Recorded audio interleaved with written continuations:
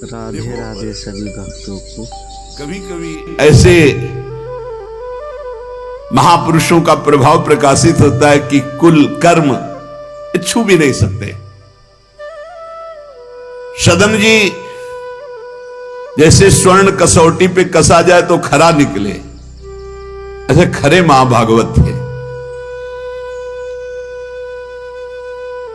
उनके हृदय में एक बार कुछ रिश्ते नातेदार आए, बच्चे ही थे तो पिता एक छोटा बछड़ा लाए थे। वहां तो कटते ही रहते थे। पिता ने कहा कि ज्यादा तो इसमें मांस नहीं, इसकी टांगों में मांस से पहले तो फिर अपने अतिथि का स्वागत करते हैं। सदन जी ने जब सुना उसके पास गए तो लिपट कर रोए। बच्चे थे, बछड़े से ऐसा ऐसा मेरे पिताजी कह रहे हैं तुम्हें काटा जाएगा, और ऐसे दुलार कर रहे थे। बछड़े के भी देखा आंसू निकल रहे। हर जीव को पता है, कष्ट का पता होता है। तो उसने कहा एक भागवतिक महापुरुष का जीवन बदलना है, इसलिए मानो बछड़े ने कहा कि तुम अपने पिताजी से कह दो उचित तो यह है कि पहले मेरी गर्दन काटे। तो सदन जी ने कहा ऐसा क्यों? बोले क्योंकि मैं पूर्व में ऐसा था, तुम्हारे पिताजी पशु थे और मैंने इनकी गर्दन उड़ाई है, तो मैं अब पशु बना हूं, इनसे कह दो तुम्हें गर्दन ही काटनी चाहिए, पहले जिंदा टांग मत काटो, मैंने तुम्हें इतना कष्ट पूर्व में नहीं दिया था, सीधे गर्दन काटी थी। इसका मतलब जो कर्म किया जाता है उसका फल मिलता है पक्का। मैंने पूर्व में तुम्हारे पिता की गर्दन काटी थी इस जन्म में, इसीलिए मुझे पशु बनना पड़ा, और तुम्हारे ही पिता मेरी गर्दन काटेंगे पक्का, तुम रोक नहीं सकते क्योंकि वो विधान है। पर वो पहले टांग ना काटे, पहले गर्दन काटे। अब ये घटना उनको बहुत चुभी। जीव को अपने कर्म का फल भोगना पड़ता है जन्म जन्मांतरों में। बच्चे ही थे, कुछ संत मंडली जा रही, यही है मत की रति गति भूति भलाई, जब जे जतन जहां जे पाई, सो जानो सत्संग प्रभाव। सत्संग का एक अमोघ प्रभाव होता है। वो संतों के सामने गए, चरणों में लौट गए, बालक थे।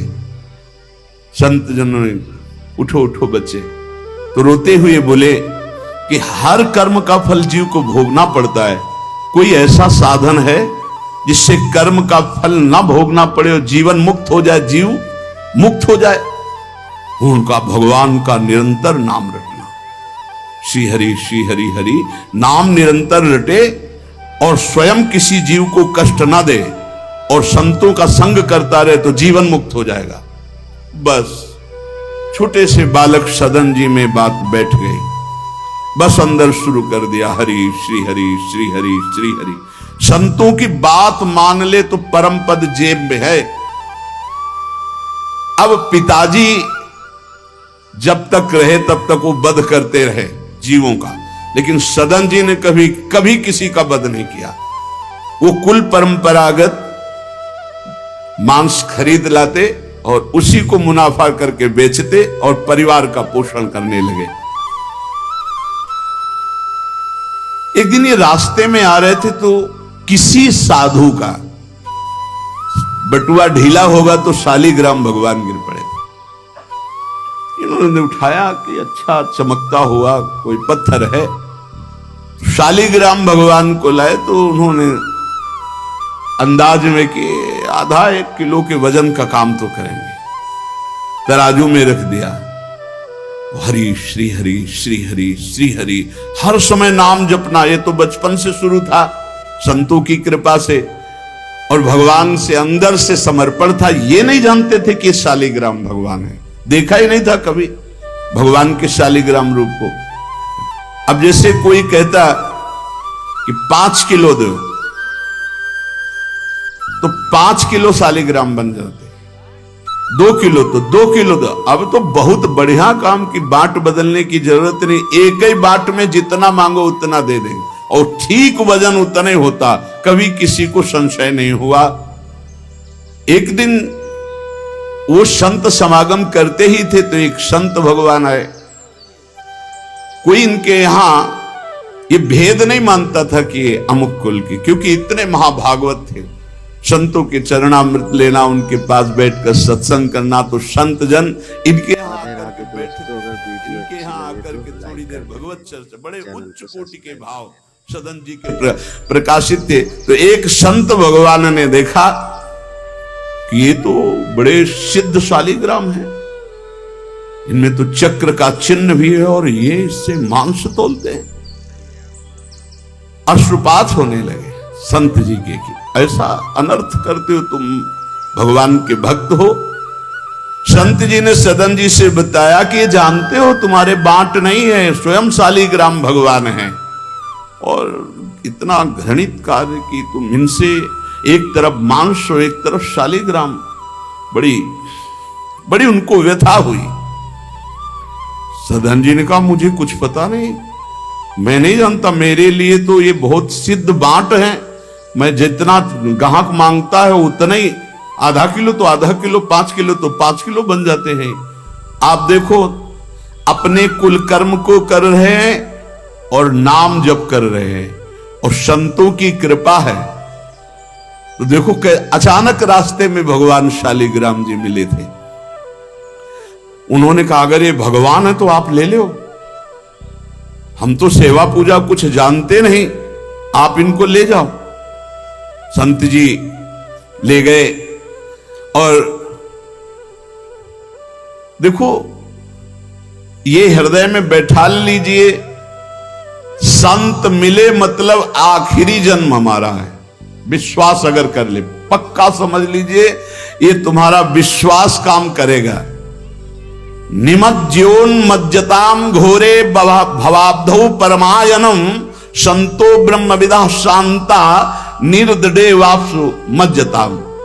इस घोर संसार सागर में जो हम डूब रहे हैं, तो भगवान भेजते हैं ब्रह्मवेत्ता संत महापुरुष का समागम, और जहां संत मिले तो आखिरी जन्म समझो इस संसार समुद्र से पार होने के लिए सुदृढ़ नौका संत समागम है। भव सागर कहा नाव शुद्ध संतन के चरण, तुलसीदास प्रयास बिनु मिलहि राम दुख हरन। संतों के चरणों का सानिध्य मिला तो देखो सदन जी हरिनाम जपने लगे, सदन जी के हृदय में संतों की प्रति प्रियता बढ़ी, शालिग्राम भगवान मिल, सब बानक बन जाता है। अब संत जी शालिग्राम भगवान को ले गए, एकांत में जाकर के भगवान का पंचामृत से अभिषेक किया, और इसके बाद वेद की स्तुति की, पुरुष सूक्त, शास्त्र शीर्षा पुरुषा सहस्राक्षा शास्त्रपात। भगवान को बिल्कुल अच्छा नहीं लगा। देखो भगवान प्रीति चाहते हैं, सिद्धांत एक अलग होता है। इसीलिए कल हम ऊपर कुछ साधकों से कह रहे थे कि किसी भी साधक को ठाकुर जी में जिस रूप में आसक्ति हो उसको ठेस नहीं पहुंचानी चाहिए, क्योंकि पता नहीं कितना आसक्त हो, आप देख करके अच्छा चलो, ऐसे नहीं कभी वही ओहो धन्य भाग, कितने सुंदर आपके ठाकुर जी है, बहुत सुंदर, आप खूब प्यार कीजिए, क्योंकि पता नहीं वो कितनी गहराई से प्यार कर रहा है आप, तो उसका हृदय बहुत दुखी हो जाएगा। भक्त का हृदय दुखी हुआ तो आपकी उपासना में फर्क पड़ जाएगा। संत जी को लगा था कि कसाई कुल में जन्मे हैं, मांस का उधर पल्ला इधर ठाकुर, क्या अपराध कर रहा है उनको ऐसा, और बाहरी दृष्टि में लगता भी ऐसा ही है। तो कहा भयो जो पे बड़े कुलहू में जन्म भयो, जप तप नेम व्रत साधन अपार है। कहा भयो तीर्थ अनेकन गमन किए, गयो नहीं जौलो निज मन को विकार है। जौलो मेरे संतन में राखे जाति भेद सदा, तौलो कहो कैसे वह पावे सुख सार है। मेरे साधु नीच पद पंकज ना धोयो, जौलो सब शास्त्रन को पढ़ी बोई भार है। जरा भी भाव किसी भी संत जो भगवत मार्ग के प्रतीक है, जाति पक्ष में रूप पक्ष में इनके तेज तो है नहीं, ये तो ऐसे बिल्कुल नहीं, सावधान। पता नहीं कौन किस कोटि का, उच्च कोटि का महापुरुष हो आपका चिन्ह।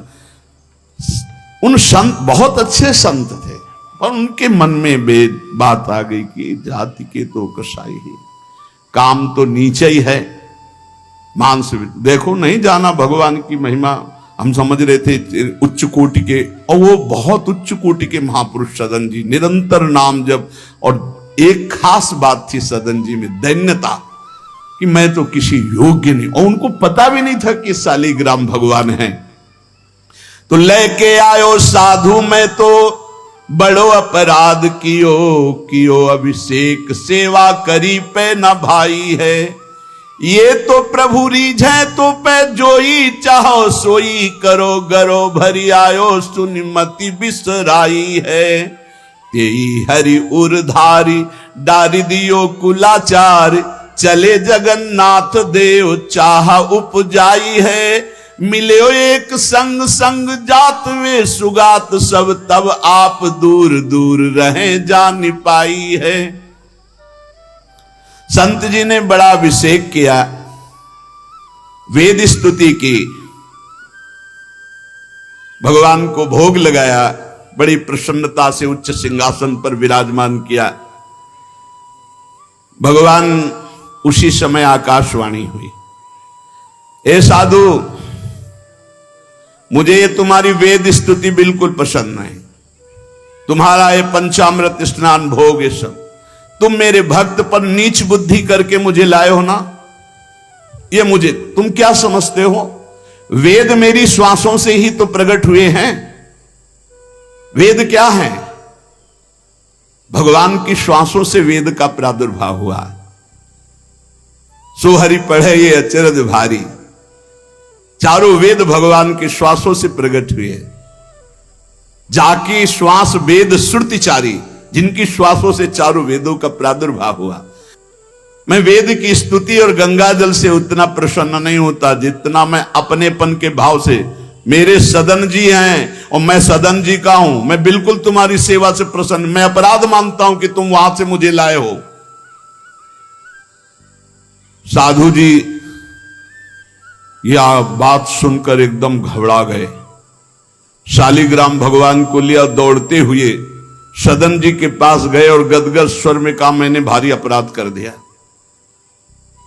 ठाकुर जी को अप्रसन्न कर दिया। मैंने आपके प्रति भाव किया कि आप कसाई कुल में आपका अधिकार ठाकुर का नहीं है, इसलिए आप ठाकुर जी को नहीं जानते हो, आप ऐसा ये लो। ठाकुर जी अप्रसन्न हो गए हमसे, हमने तो पंचामृत से, गंगा जल से सब अभिषेक किया, पुरुष सूक्त का पाठ किया, ले इस श्री ठाकुर जी को आप स्वीकार करो। विधि पूर्वक सेवा से ठाकुर जी प्रसन्न नहीं हुए, अपनेपन से ठाकुर जी को सबसे ज्यादा अपनापन, प्रेम भाव। सदन जी शालिग्राम भगवान अब जो देख रहे हैं वो दूसरा भाव है, ये भगवान है, मुझे तो अभी तक पता ही नहीं था। साधु जी जब चले गए तो कहा, अब तौलने के काम में तो नहीं, एक सुंदर नवीन कपड़े में ऐसे गले पे लगा लिए, ठाकुर जी गले पे डाल लिए। भगवान रीझते हैं भक्त की अपनेपन की प्रीति में, जो चाहे वो प्राप्त कर सकता है, सिर्फ अपनापन प्रभु को चाहिए। हम यही कहते हैं बार बार कि अपनेपन पे कुल्हाड़ मत चलाओ, विश्वास पर कुल्हाड़ मत चलाओ। साधना बने ना बने, लेकिन हमारे माई श्यामा जी को राज पार हो जाओगे, हमारी बात मान लो। श्री जी सिर्फ अपनेपन को देखती हैं, सिर्फ अपनेपन को। अवगुण करे समुद्र सम गणत ना अपनो जान, राय के संभजन को मानत मेरु समान। श्री सदन जी ने निज हृदय से लगाया, और आंसू बहने लगे कि प्रभु मुझे तो आपका ज्ञान ही नहीं कि आप भगवान हो। आंसुओं से अभिषेक हो रहा, नाथ अभी तक तो मैं आपको जानता नहीं था, बड़ा अपराध हुआ, लेकिन आज मैं, जब आप हमें इतना प्यार करते हैं, जब साधु ने बताया कि मुझे भगवान ने कहा है कि मैं जितना सदन जी को प्यार करता हूं उनकी मैं भावना से प्रसन्न, तुम्हारी सेवा से नहीं, उनको अद्भुत वैराग्य हो गया।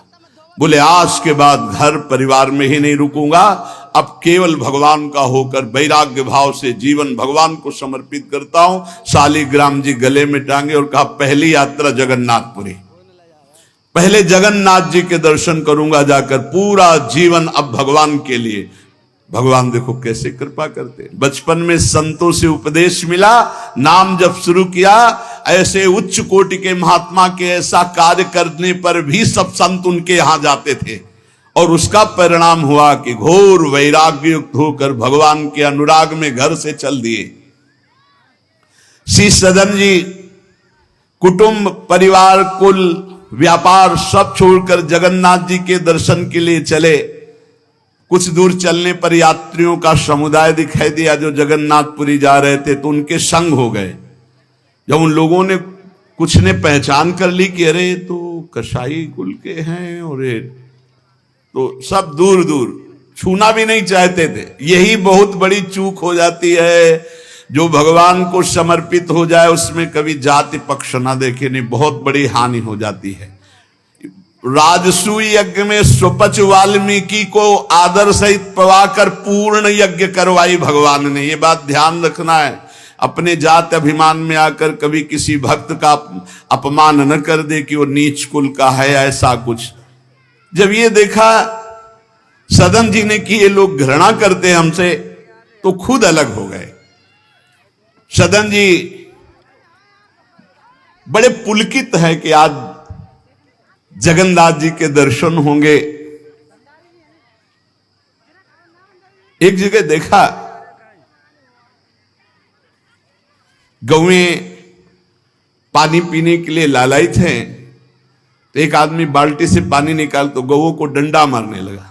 सदन जी ने कहा क्यों, पानी क्यों नहीं पीने देते? तो बोले इतना गहरा कुआं है, घसीटने से हमारे हाथ दर्द होते, अपने घर के लिए ले जाएंगे कि इनको पिलाएंगे? तो उनका अगर आप कृपा करें कुछ समय हमें दे दें बाल्टी और मैं भरूं, तो बोले मुझे फिर कोई परेशानी नहीं। भर भर करके 2500 गाय थी, सबको पानी पिलाया। शाम हो गई, पानी खींचने में पिलाने में समय लगा, तो उन्होंने सोचा गांव में भिक्षा मांग लेते हैं और आज रात्रि कहीं एकांतवास कर लेते हैं, सुबह जगन्नाथ जी के दर्शन करेंगे।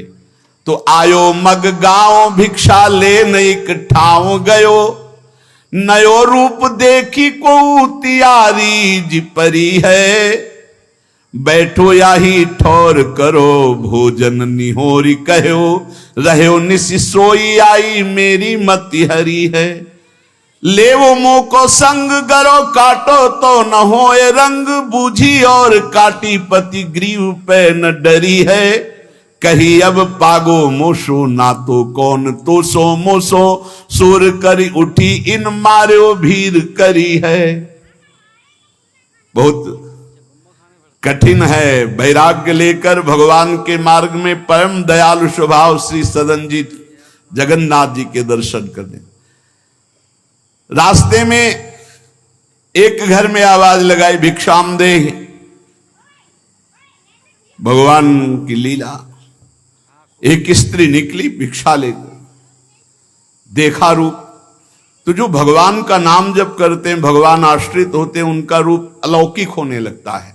एक दिव्य आकर्षण होता है जो सबके चित्त को आह्लाद प्रदान करता है, क्योंकि आनंद स्वरूप भगवान का निरंतर चिंतन होता है। उसके प्रभाव से मुखाकृति में एक अद्भुत लावण्य, एक अद्भुत आकर्षण होता है।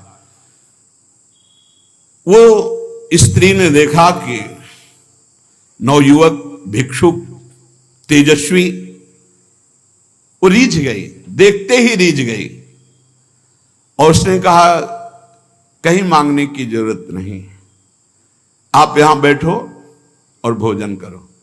सदन जी ने कहा हमें पाना तो है ही, जब आप पवाने के लिए कह रही तो पवा दीजिए। स्वाभाविक, क्योंकि अभी वैराग्य मार्ग में निकले। उस स्त्री ने प्रार्थना की, भोजन बना के पवाया और कहा, प्रभु यदि आज रात्रि है विश्राम कर लें तो आपको क्या, सुबह जगन्नाथपुरी चले जाइए। आपने उस स्त्री के विशेष आग्रह को स्वीकार करके उसके घर में शयन करना स्वीकार कर लिया। जब उसके पति सो गए तो रात्रि में उठ करके आई और आपके पास आकर बोली कि मैं आपको देख करके काम से पीड़ित हो चुकी हूं, अतः आप मुझे स्वीकार कीजिए और मैं सदा सदा के लिए आपके साथ के लिए चल दूंगी।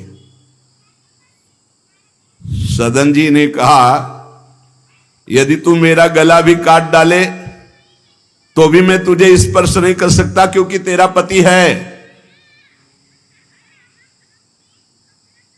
अच्छा, उसने गलत अर्थ ले लिया।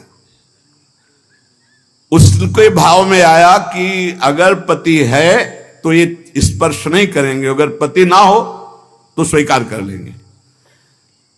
कुआ मदांधो मदना तो रोवा, अंधों में भी अंधा कौन है, बोले जिसमें काम जागृत हो जाए। वो ऐसे काम से व्याकुल हो गई कि सोते हुए अपने पति का बिल्कुल भी प्रियता न रखते हुए गला काट दिया और आकर बोली सदन जी से कि अब मुझे स्वीकार करो, आपको पति का भय था ना, गला काट दिया। सदन जी ने कहा कि तू कितनी नीच है, जब तू अपने पति का गला काट दिया तो तू कितनी नीच है, इतना सोचा है? वैसे ही मैं तुझे स्पर्श नहीं करता, अब तो तुझे देखना भी नहीं। तो स्त्री ने कहा, मुझे ऐसा मत समझो कि मैं तुम्हें भी बख्श दूंगी, तेरे कारण मैंने अपने पति का गला काटा है, तो फिर तू भी नहीं बच सकता। तो सदन जी ने कहा, क्या कर सकती हो? तो उसने कहा, मुझे स्वीकार करो, नहीं उच्च स्वर से अभी हल्ला मचाती हूं। माया का विचित्र तांडव, और मैं जोर जोर से सबको कहूंगी कि ये मेरे साथ गलत करना चाहता था, मैंने रोका, मेरे पति ने रोका, मेरे पति का गला इसने काट दिया, इसलिए अभी कहती हूं मैं आजीवन तुम्हारे साथ रहूंगी, मुझे ले चलो। सदन जी ने कहा, गला कटवाना बर्दाश्त है लेकिन स्पर्श नहीं कर सकता। ये सब चूकों की चूक का पूर्ण आहुति, इससे पूर्णता हो गई। मैं धर्म के विपरीत नहीं चल सकता, तू चाहे मेरा गला तू काट दे या समाज से कटवा दे। सदन जी भगवान के भक्त थे, उनके भोले भक्त होते हैं भगवान के, ज्यादा बुद्धि नहीं लगाते हैं, नहीं तो रुकना ही नहीं चाहिए था या उसी समय भाग जाना चाहिए था, भागना चाहिए था। वहां बैठ करके उपदेश नहीं, जब ऐसी घटना है तो भागना चाहिए था। जब वो कि प्रश्न करने के बाद जब सदन जी ने कहा कि तुम्हारा पति है, तुम ऐसा कैसा दुराचार पूर्ण भाव रखती हो, तुम मेरा गला काट दो तो भी तुम्हारा स्पर्श नहीं कर सकता। अब तो उसने देखा कि ये हल्ला मचा दिया, दौड़ो दौड़ो देखो ये ऐसा ऐसा। अब गांव के लोग इकट्ठा हो गए, तुरंत बंदी बनाए गए सदन जी। वहां कौन सुने सदन जी, कौन सुनता है? भीड़ में कोई सुनता है? कड़ा शासन बादशाह का था, उनके सामने पेश किया गया। हाकिम पकड़ पूछे, कहे हंसी मार्यो हम, डार्यो सोच भारी, कही हाथ कत डारी। कट्यो कर चले हरि रंग मांझ झिले, मानी जानी कछ चूक मेरी यह उर्धारिये। जगन्नाथ देव आगे पालकी पठाई लेन, साधना सो भक्त कहा चढ़े ना बिचारिये। चढ़ी आए प्रभु पास, सुपनों सो मिट्यो त्रास, बोले दे कसौटी हूं पे भक्ति विस्तारिये। जब सामने बादशाह के पेश किया गया सदन जी को, पूछा गया स्त्री से क्या दोष है इनका? बोले साहब ये हमारे प्रति गलत भाव रख रहे थे, मेरे पति ने मेरी रक्षा की तो इन्होंने पति का वध कर दिया, फिर मेरे साथ तो मैंने हल्ला मचा दिया, फिर ये बंदी बनाकर आपके सामने ले गए। सदन जी से पूछा तो हंस दिया, उस स्त्री की तरफ देख के हंस दिया कि भगवान क्या लीला करना चाहते हो। और सदन से पूछा तुमने ऐसा किया, तो बोले जो ये कह रही वही सत्य है। उन्होंने विचार किया कि जन्म जन्मांतरों में हमारे कोई पाप हैं जिनका निस्तार भगवान करना चाहते, नहीं तो ऐसा क्यों लीला करते। उन्होंने कहा जो ये कह रही है वही बात मानी जाए। सहम गई स्त्री कि है क्या, वो भक्त को क्या जाने, विरोध नहीं किया सदन ने। यह धैर्यवान भगवान के भक्त का। उन्होंने कहा जो ये कह रही है, क्योंकि जो ही प्यारो करे सोई मोहि भावे, जो ये कह रही थी। भगवान के रहस्य को जानने वाले भक्त ऐसा ही। श्री गदाधर भट्ट जी कथा करते थे, अपार भीड़ एकत्रित हो जाती वृंदावन में। आगरे से लोग सुबह भाग भाग करके अपार भीड़ सत्संग। तो एक कल्याण सिंह जी थे, बड़े जमींदार धनी, और सत्संग का प्रभाव है कि जितेंद्रियता, वैराग्य, भगवत प्रीति ये बढ़ती है। तो जब से उन्होंने सत्संग सुना तो ब्रह्मचर्य का नियम ले लिया, पत्नी से बात नहीं करते थे। अब घर गृहस्थी में तो यही संसारिक सुख है। कई महीने हो गए वो अपने राजकाज और सत्संग में भाग जाना, सत्संग से आना, बस एकांत में भजन करना। पत्नी ने देखा कि कई महीने हो गए, हमारी तरफ देखना भी नहीं, बातचीत नहीं, ये कहाँ जाते हैं, कौन है ऐसा। तो पता चला गदाधर भट्ट जी क्या। बोले हमारी जिंदगी का कांटा है वो, बड़े सुख चैन से जीवन कट रहा था, जब से सत्संग में गए। अरे दक्ष ने साप दे दिया नारद जी को इसी बात के लिए, साप दे दिया।